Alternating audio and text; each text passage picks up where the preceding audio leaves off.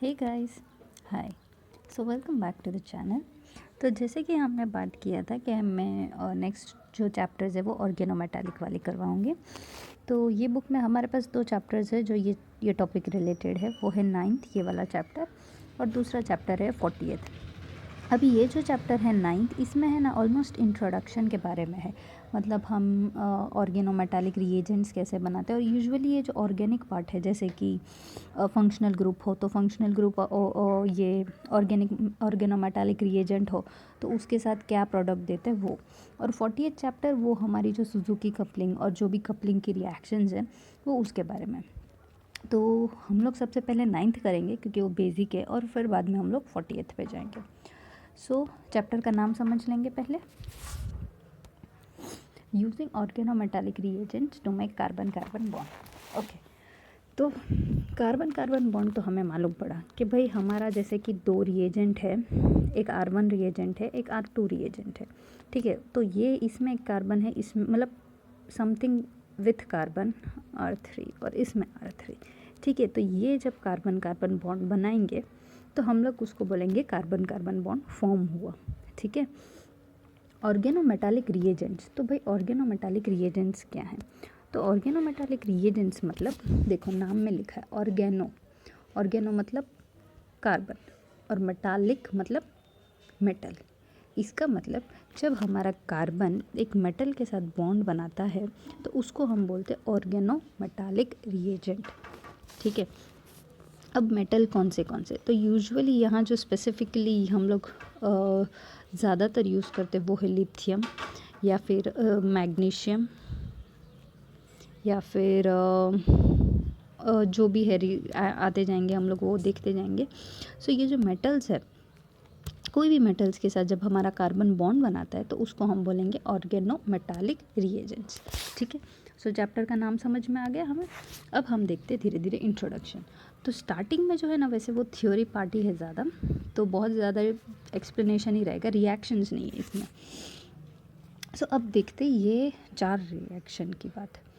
तो ये जो 4 रिएक्शंस है ना वो मतलब एज अ केमिस्ट्री स्टूडेंट आपको शायद पता होगी ये बातें, पर ये चैप्टर में ये सिर्फ इन लोग ने रिएक्शन इसलिए दिए कि भाई आपको पता चले कि हम लोग धीरे धीरे चैप्टर में क्या कर रहे हैं।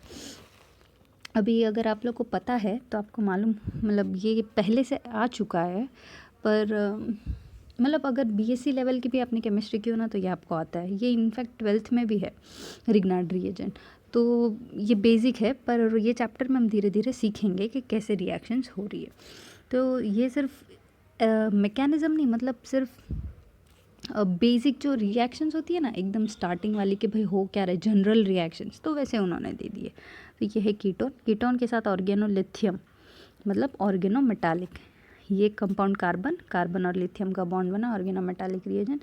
सो ये हमारा रिएक्टेंट, ये रिएक्टेंट, ये रिएजेंट और हमें प्रोडक्ट मिल गया टर्शरी अल्कोहल। तो मुझे नहीं मालूम अगर आप लोग को ये ट्रिक्स पता है कि नहीं, पर जब आल्डिहाइड या स्पेसिफिकली फॉर्माल्डिहाइड जब रिग्नार्ड रिएजेंट के साथ रिएक्ट करता है तो हमें मिलता है प्राइमरी अल्कोहल। थोड़ा अच्छे से लिख लेते हैं स्पेस में। ओके, सो अगर हमारा फॉर्माल्डिहाइड रिग्नार्ड रिएजेंट के साथ रिएक्ट करता है तो वो क्या देता है, प्राइमरी अल्कोहल। अगर हमारा फॉर्माल्डिहाइड और उसके अलावा जितने भी आल्डिहाइड्स है, ठीक है, जैसे कि फॉर्माल्डिहाइड नहीं, ब्यूटाल्डिहाइड या कोई भी मतलब एक्सेप्ट फॉर्माल्डिहाइड कोई दूसरा आल्डिहाइड रिएक्ट कर रहा हो रिग्नार्ड रिएजेंट के साथ, वो देता है सेकेंडरी अल्कोहल। और जो तीसरा है कीटोन। तो कीटोन अगर हमारा रिग्नार्ड रिएजेंट के साथ एक्ट करता है तो हमें मिलता है टर्शरी अल्कोहल। ठीक है, ये है ना रिग्नार्ड रिएजेंट के मतलब रिएक्शंस है। ठीक है, तो आई होप ये आप लोग को पता होगा, नहीं पता तो आप लोग नोट कर सकते। सो अभी हम रिएक्शन देखते हैं। कीटोन, तो कीटोन क्या देगा, ऑर्गेनोलिथियम के साथ टर्शरी अल्कोहल। और रिग्नार्ड रिएजेंट और ऑर्गेनोलिथियम ये दोनों के ऑलमोस्ट सारे मतलब कोई भी ऑर्गेनोमेटालिक है ना उसके सारे भी जो रिएजेंट्स होते हैं ना उसके ऑलमोस्ट फंक्शन सेम होते हैं पर कहीं कहीं डिफ़र करते हैं। तो जहाँ जहाँ करेगा उसको हम लोग ध्यान से देखेंगे, जो नहीं करता उसको हम जनरल ले लेंगे। अब देखो ये है अल्डिहाइड, पर ये फॉर्माल्डिहाइड नहीं है, तो ये क्या देगा, सेकेंडरी अल्कोहल। ठीक है, ये है कीटोन। कीटोन के साथ जब हमारा रिग्नार्ड रिएजेंट, अच्छा रिग्नार्ड रिएजेंट मतलब पता है ना, RMgX, जहाँ हमारा X है वो हैलाइड होगा, R जो है वो कोई भी ग्रुप होगा, जैसे कि CH3MgCl। तो ये हमारा रिग्नार्ड रिएजेंट है। तो ये कीटोन है, कीटोन रिएक्ट करेगा तो क्या देगा, टर्शरी अल्कोहल। फिर मतलब मैकेनिज्म देखेंगे, आप लोग को ना समझ में आ रहा हो रिएक्शंस के कौन सा ग्रुप कहाँ आया तो आप लोग वो टेंशन ना लेना। फिर ये है अल्डिहाइड, फिर से अल्डिहाइड, फिर से रिग्नार्ड रिएजेंट के साथ क्या देगा, सेकेंडरी अल्कोहल। ठीक है, और जो सेकंड स्टेप है ना वो सारी हाइड्रोलिसिस वाली, वो हम मैकेनिज्म पढ़ेंगे तो एक एक स्टेप वाइज जाएंगे। अभी सिर्फ आप जनरली बात देख लो कि हमारा फॉर्माल्डिहाइड, अल्डिहाइड एक्सेप्ट फॉर्माल्डिहाइड और कीटोन्स, ये तीनों जो फंक्शनल ग्रुप है वो क्या क्या प्रोडक्ट देती है। ठीक है, अब हाँ ये आप लोग देखो कि ये जो रिएक्शन हो रही है वहाँ देखो एक नया कार्बन कार्बन बॉन्ड बन रहा है। ठीक है, तो ये चैप्टर का नाम क्या वही है, क्या है कि using organometallic compounds to make a new carbon carbon bond. ठीक है, सो हम लोग धीरे धीरे देखेंगे कि हमारा रिएक्शंस कैसे होता है। ओके, ये एक कि भाई organometallic reagent as an electrophile act करेगा या फिर एज एन न्यूक्लियोफाइल एक्ट करेगा। तो ऑर्गेनोमेटालिक रिएजेंट्स है ना, they act as an nucleophile towards the electrophilic carbonyl group. ठीक है, अब जैसे कि अभी हमने लास्ट 6 चैप्टर की समरी देखी, तो अगर आपने देखी हो तो आपको पता होगा कि हमारा कार्बोनिल ग्रुप है वो ऑब्वियसली दोनों तरीके से एक्ट करता है। वो किस तरह से एक्ट करने वाला है, एज एन इलेक्ट्रोफाइल या न्यूक्लियोफाइल, ये डिपेंड करता है कि हम लोग कौन सा रिएजेंट यूज़ कर रहे हैं। अगर हम लोग न्यूक्लियोफाइल यूज़ करेंगे तो this will act as an electrophile, जहाँ ये इनॉल इनोलेट्स में कन्वर्ट होगा। पर अगर हम लोग इलेक्ट्रोफाइल ऐड करेंगे, अगर हम लोग रिएजेंट न्यूक्लियोफाइल ऐड करेंगे तो ये एज एन इलेक्ट्रोफाइल एक्ट होगा, और ये अगर ये इलेक्ट्रोफाइल ऐड करेंगे तो ये एज एन न्यूक्लियोफाइल एक्ट होगा। ठीक है, तो हमारा जो OMC है ऑर्गेनोमेटालिक कंपाउंड, वो एज एन न्यूक्लियोफाइल एक्ट करेंगे। ये लोग nucleophile as an nucleophile act करेंगे, इसका मतलब क्या, ये हमारा क्या हो गया, इलेक्ट्रोफाइल। ठीक है, सो हमारा ऑर्गेनोमेटालिक जो रिएजेंट है वो हमारे इलेक्ट्रोफिलिक कार्बोनिल के साथ एज एन न्यूक्लियोफाइल के जैसा रिएक्शन देते हैं। Next, organometallic compounds contain a carbon metal bond. जैसे कि मैंने आपको बताया, ये रहा, थोड़ा डिटेल में स्टडी करते कि भाई ये जो कार्बन और मेटल का जो बॉन्ड है उसके बारे में क्या। तो अब आप देखो कि ये हमारा इन्होंने ऑक्सीजन के साथ बॉन्ड दिखाया और ये हमारा लिथियम के साथ बॉन्ड बताया। अगर मैं अभी आपको पूछूं कि ये दोनों में स्ट्रॉन्गेस्ट बॉन्ड किसका है, मतलब carbonyl is a strong group या फिर carbon metal is a strong group, तो हमें ये पता होगा कि भाई हमारा carbonyl is a very strong.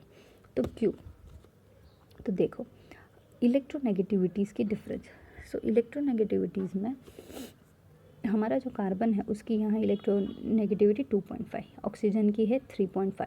ये दोनों में डिफरेंस कितना आएगा, 3.5 माइनस 2.5 करो, 1.0 का डिफरेंस आया। मतलब ये कम डिफरेंस है दोनों के बीच में, ये दोनों के बीच में कम डिफरेंस है। तो क्या होगा, देखो आप लोग को पता होगा जब भी कार्बन और कोई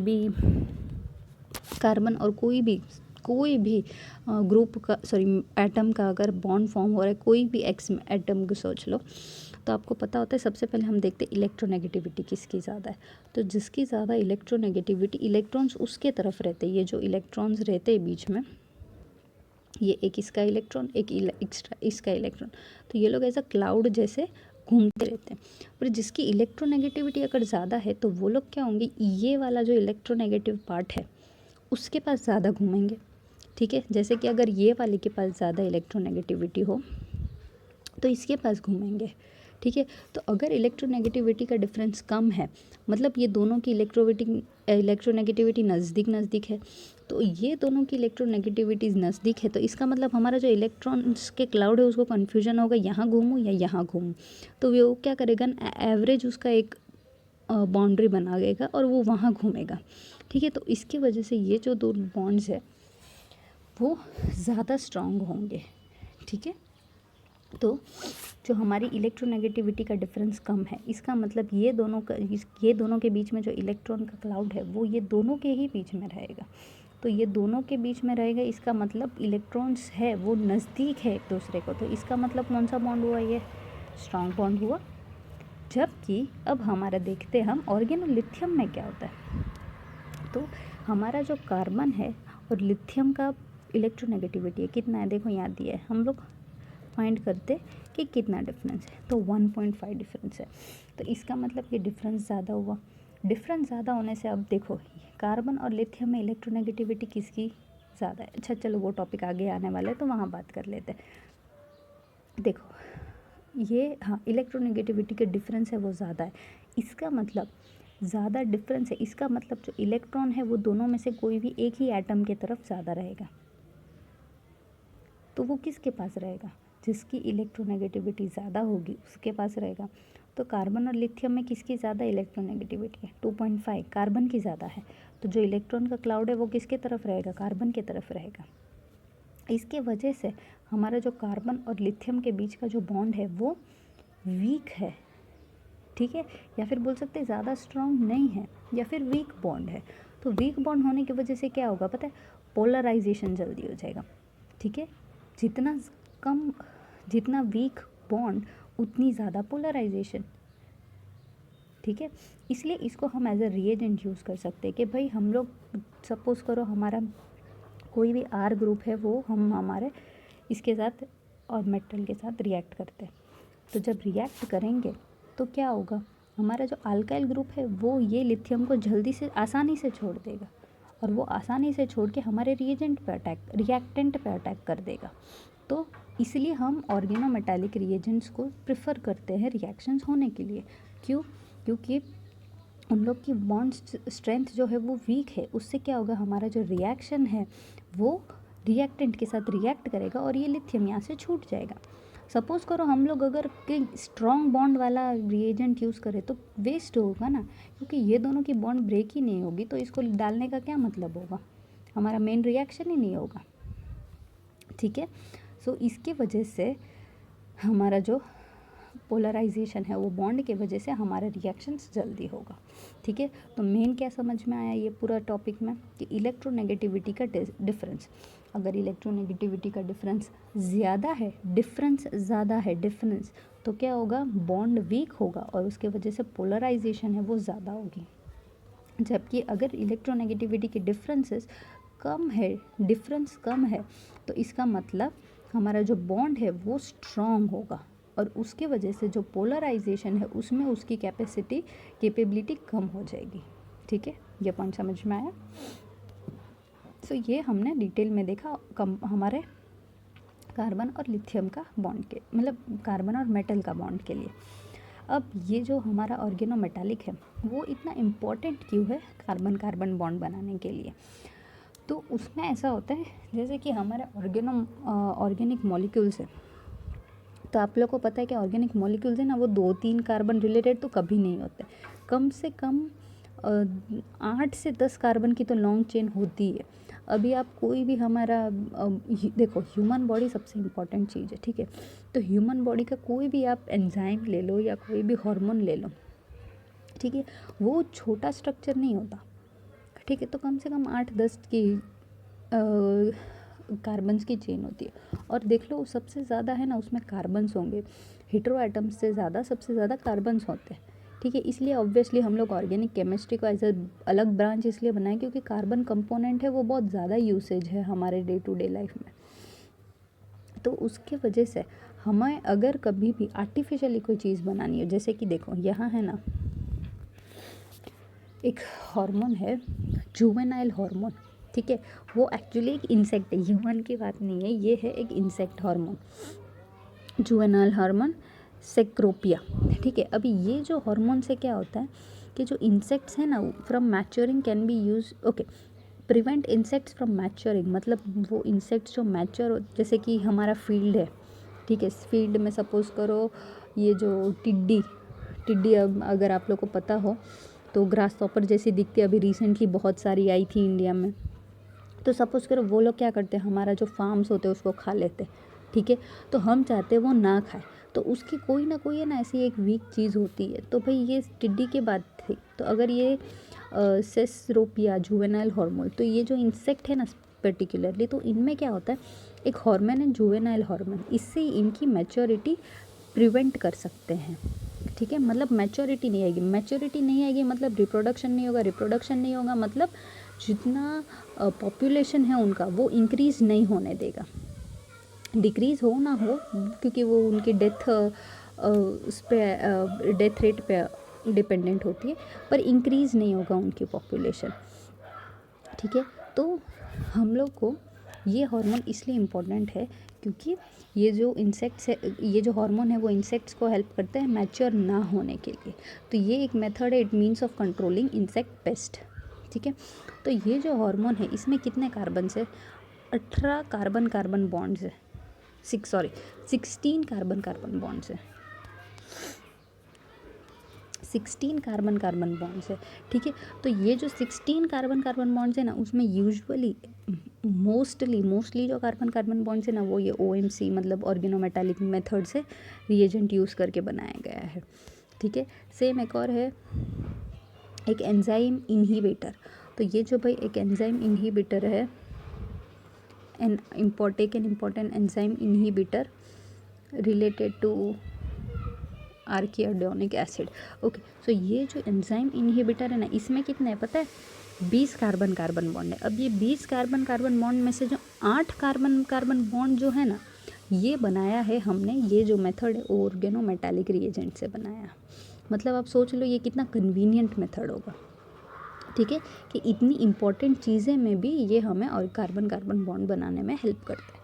तो होता यूँ है कि कभी भी अगर हमें आर्टिफिशियली ये चीज़ बनानी हो, अच्छा ये जो जुवेनाइल हार्मोन है ना, ये बहुत कम रिलीज़ होता है, नेचुरली अवेलेबल हमें बहुत कम क्वांटिटी में है। तो हमें अगर ज़्यादा चाहिए तो ऑब्वियसली आर्टिफिशियली बनाना पड़ेगा। तो आर्टिफिशियल बनाने के लिए हमें कोई एक प्रोसेस मालूम होनी चाहिए जो आसानी से बन सके। तो ये जो ऑर्गेनोमेटालिक कंपाउंड्स है वो कार्बन कार्बन की बॉन्ड बहुत ही कन्वीनियंट तरीके से बना देती है, ठीक है। इसलिए हमें ये मेथड ज़्यादा यूज़फुल है। अब धीरे धीरे आगे जाते हैं। ओके, ये तो इलेक्ट्रोनेगेटिविटी के कंपैरिजन है, वो यहाँ मैं नहीं करवा रही। अब है नेक्स्ट टॉपिक नहीं, ओके।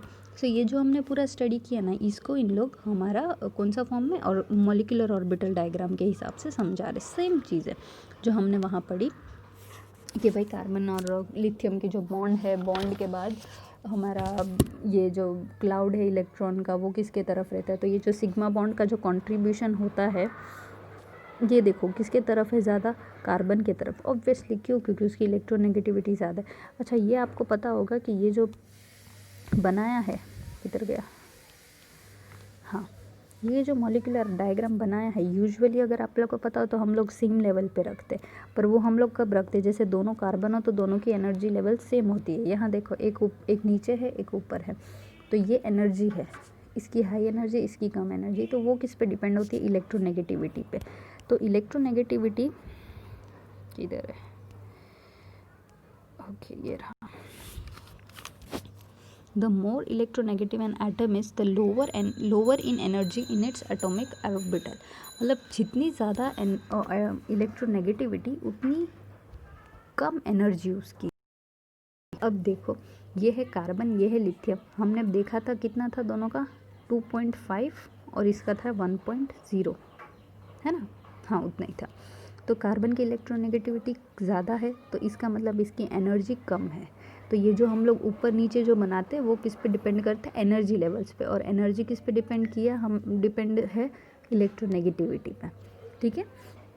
सो वही चीज़ इन्होंने मॉलिक्यूलर डायग्राम के थ्रू बताया है कि देखो कार्बन और लिथियम का जो बॉन्ड बनता है, तो उसमें हमारा जो सिग्मा बॉन्ड है वो कार्बन की तरफ ज़्यादा रहता है, ठीक है। ओके, ये हमने डिटेल में किसके बारे में बात की, ऑर्गेनोमेटालिक बॉन्ड के बारे में देखा हमने, और रिएजेंट के बारे में थोड़ा बहुत स्टडी किए कि बॉन्ड क्या कहता है, ठीक है। अब हम देखेंगे कि ऑर्गेनोमेटालिक बनाएं कैसे, ठीक है। हम कम से कम 6 या 7 तरीके देखने वाले हैं कि हम लोग ऑर्गेनोमेटालिक कंपाउंड्स कैसे बनाएं। ठीक है, धीरे धीरे एक एक शुरू करते हैं। सबसे पहले how to make Grignard reagent. अब रिग्नार्ड रिएजेंट जो है वो ऑब्वियसली हमें पता है कि क्या है, ऑर्गेनोमेटालिक रिएजेंट है। तो रिग्नार्ड रिएजेंट मतलब RMgX। ठीक है, तो उसे बनाते कैसे हैं? तो देखो, ये जितना आसान दिखने में इतना आसान है ना, उतना ही आसान इसका स्ट्रक्चर है। तो भाई कैसे, RMgX। क्या करो, R और X साथ में लो, उसमें ये Mg ऐड करो। तो ये Mg है ना, साइड में कहीं ऐड नहीं हो रहा, बीच में ऐड हो रहा है। ठीक है, देखो ये जो हमारा प्रोडक्ट है, इसको सिंपलेस्ट वे में आप कैसे बना सकते हो? तो भाई आपने लिया R और X, इसको क्या बोलेंगे, ये अल्काइल है, ये हैलाइड है। अल्काइल हैलाइड में मैग्नीशियम ऐड करो। जैसे ही आप मैग्नीशियम ऐड करोगे, ये साइड में नहीं जॉइंट होगा, कहाँ होगा, बीच में, RMgX। जितना सिंपल ये दिख रहा है उतना ही सिंपल इसकी रिएक्शन। ठीक है, अभी अगर देखो आपको सोचना है तो आप लोग सोचो, सिंपलेस्ट अल्काइल हैलाइड आपके मन में जो भी आता है अभी सोचो। जैसे कि सपोज करो मैंने सोचा कि मिथाइल हैलाइड, सबसे इजी सिंपलेस्ट मिथाइल हैलाइड। ठीक है, मेरे मन में आया, अच्छा मिथाइल हैलाइड भी नहीं, मैं हैलाइड भी बता देती हूँ। तो भाई मैंने लिया क्लोरीन। ठीक है, तो मिथाइल क्लोराइड। जैसे ही मैंने मिथाइल क्लोराइड लिया, उसको Mg के साथ रिएक्ट करो, हमारा प्रोडक्ट क्या बनेगा, CH3MgCl। ये हमारा रिग्नार्ड रिएजेंट। ठीक है, जितना आसान दिखा उतना ही आसान रिएक्शन।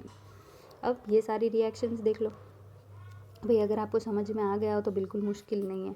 अल्काइल हैलाइड ले लो, मैग्नीशियम ले लो, इंसर्ट कर दो। अच्छा ये ध्यान रखो कि ये जो मैग्नीशियम है ना, वो साइड में नहीं आ रहा, व्हाट इज दिस, ये जो मैग्नीशियम है वो साइड में नहीं आ रहा, बीच में आ रहा है। ठीक है, तो कहाँ रिएक्शन हुई, ओके ये प्रोडक्ट मिला। सेम ये R, ये X, RX में Mg डालो, सेम।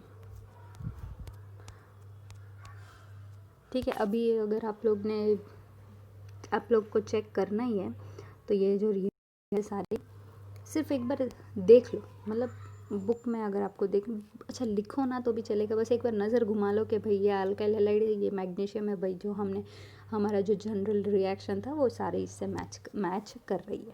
ठीक है, एक बात है कि हमारा जो ये रिएक्टेंट है उसमें they can not contain any functional group. ये एक मेन चीज़ है कि हमारा जो R ले रहे हैं ना, वो कोई फंक्शनल ग्रुप नहीं होना चाहिए। सपोज़ करो कि भाई होता क्या है अगर मैंने फंक्शनल ग्रुप ले लिया, तो देखो ये एक रिएक्शन है। ठीक है, इसमें मैं सोचो कि मैंने ये कंपाउंड लिया, पर मुझे फंक्शनल ग्रुप भी लेना है, तो मैंने ये लिया कि भाई ये कीटोन हैलाइड। ठीक है, भाई मैंने लिया कीटोन हैलाइड, तो होगा देखो क्या, ये जो मैग्नीशियम है वो इसके साथ रिएक्ट करेगा। एकदम बात सही है, हमें ये प्रोडक्ट अब क्या होगा पता है, ये हमें प्रोडक्ट मिलेगा। ठीक है, अब ये प्रोडक्ट मिलने से क्या होगा, हमारा जो मैग्नीशियम ब्रोमाइड है, मतलब ये है क्या, ये जो पार्ट है वो है ऑर्गेनोमेटालिक कंपाउंड, ये है हमारा कीटोन। तो कीटोन के साथ अगर हमारा रिग्नार्ड रिएजेंट रिएक्ट करे तो क्या देता है, टर्शरी अल्कोहल। तो क्या होगा पता है, ये एक इंट्रामोलिकुलर रिएक्शन करेगा, साइक्लाइजेशन हो जाएगा और क्या होगा, टर्शरी अल्कोहल बन जाएगा। ठीक है, अब हम नहीं चाहते कि ये हो, हम बना रहे हैं ऑर्गेनोमेटालिक कंपाउंड, तो हमें ऑर्गेनोमेटालिक कंपाउंड ही चाहिए, हमें उसका प्रोडक्ट नहीं चाहिए टर्शरी अल्कोहल, क्वाटरनरी अल्कोहल, ये क्वाटरनरी अल्कोहल नहीं हो, प्राइमरी सेकेंडरी टर्शरी, हमें प्रोडक्ट नहीं चाहिए, हमारी डिमांड क्या है, ऑर्गेनोमेटालिक कंपाउंड बनना चाहिए। तो इसलिए मेन ज़रूरियात ये हो जाती है इस रिएक्शन में कि हमारा जो अल्काइल ग्रुप है उसमें फंक्शनल ग्रुप ना हो। ठीक है, बस ये सिंपलेस्ट एक कंडीशन है हमारे जनरल रिएक्शन में, वो आपको याद रखना पड़ेगा। ठीक, दैट्स इट, नहीं मतलब ये पेज के लिए दैट्स इट। अब हम देखते हैं कि हमारा सॉल्वेंट, हमारा जो सॉल्वेंट है वो नहीं जाएगा, हमारा जो सॉल्वेंट है वो हम कौन सा यूज़ करते हैं? तो भाई हम यूजुअली जो सॉल्वेंट है वो हम लोग ईथर्स यूज़ करते हैं, ठीक है। The all examples are of ethers. तो देखो कभी भी रिएक्शन हो ना तो हम लोग को क्या होगा पता है, ये हमने रिएक्टेंट लिया R1, डालेंगे रिएजेंट, ठीक है। ये हमने डाला RMgX, ठीक है। ये जो रिएक्टेंट है सपोज कर लो वो कीटोन है, ठीक है। और फिर हमने इधर लिख दिया डायोक्सान या तो हमने लिख दिया DME। तो यूजुअली जो एकदम स्टार्टिंग में पढ़ते हो तो वो बच्चे कंफ्यूज हो जाएंगे कि चलो ये रिएक्शन हमें आती है, ठीक है, ये रिएक्शन है हमें आती है, अभी हमें ये नहीं मालूम कि ये डायोक्सिन और जो DME है वो क्या करेगा रिएक्शन में। अभी जिसको नहीं पता कि ये सॉल्वेंट है वो ये समझेगा कि भाई हमारा जो प्रोडक्ट है जैसे कि ये जो बनेगा टर्शरी अल्कोहल, तो ये टर्शरी अल्कोहल ये दोनों के साथ क्या रिएक्शन देगा, ठीक है। तो इसलिए ये सिर्फ इतना इम्पोर्टेंट है कि आपको पता होना चाहिए कि ये जो चीज़ें हैं ना वो एज ए सॉल्वेंट रिएक्ट करती है, वो एज ए रिएजेंट नहीं है।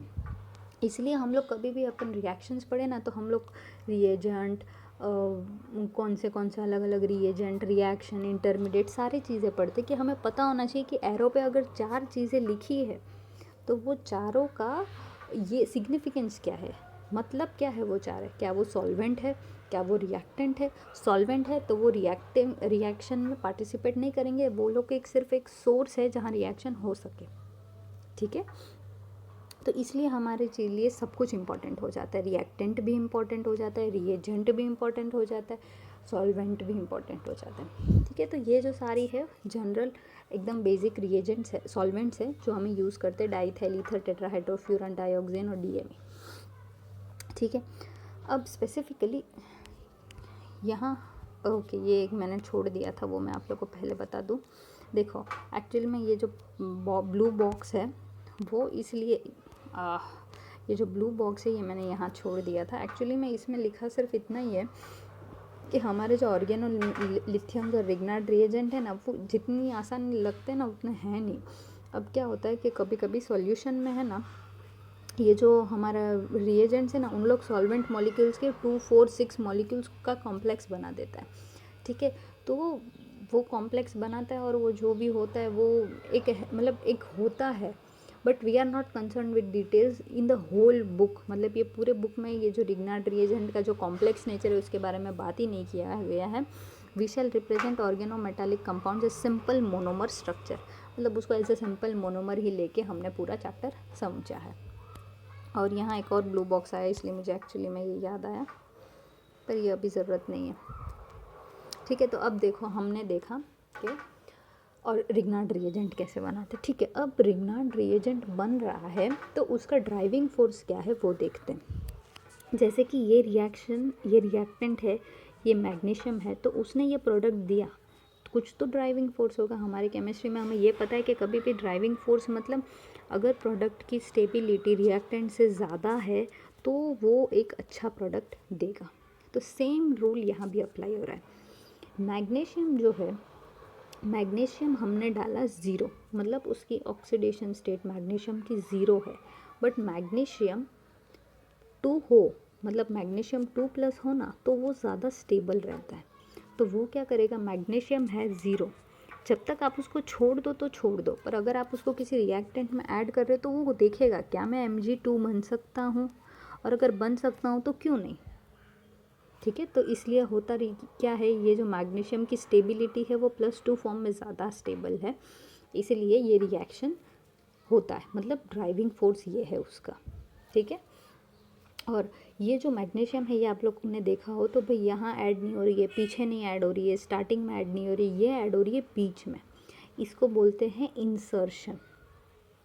बीच में ऐड हो रही हो, जैसे कि हमारा इंसर्शन मतलब R और X के बीच में हमारा मैग्नीशियम ऐड हो रहा है, तो RMgX, तो ये जो मैग्नीशियम है ये क्या हुआ, इंसर्ट हुआ, ठीक है, इसको बोलते हैं इंसर्शन। और स्पेसिफिकली हमारा जो मैग्नीशियम था वो 0 से +2 का फॉर्म में गया ऑक्सीडेशन स्टेट में, तो इसको क्या बोलते हैं, ऑक्सीडेशन। क्यों, क्योंकि ऑक्सीडेशन स्टेट जो नंबर है वो बढ़ा, तो हम क्या बोल सकते हैं ये प्रोसेस को, ऑक्सीडेटिव इंसर्शन, टर्म्स याद रखो ये चैप्टर में और आगे वाले चैप्टर में भी हम यूज़फुल रहेंगे। ऑक्सीडेटिव इंसर्शन मतलब टर्म देख लो, इंसर्शन मतलब इंसर्ट हो रहा है दो के बीच में, एंड में कहीं नहीं हो रहा है, दो के बीच में एंटर हो रहा है। ऑक्सीडेटिव मतलब ऑक्सीडेशन नंबर इंक्रीज हुई, इसलिए हमने बोला ऑक्सीडेटिव इंसर्शन हो रहा है। ठीक है।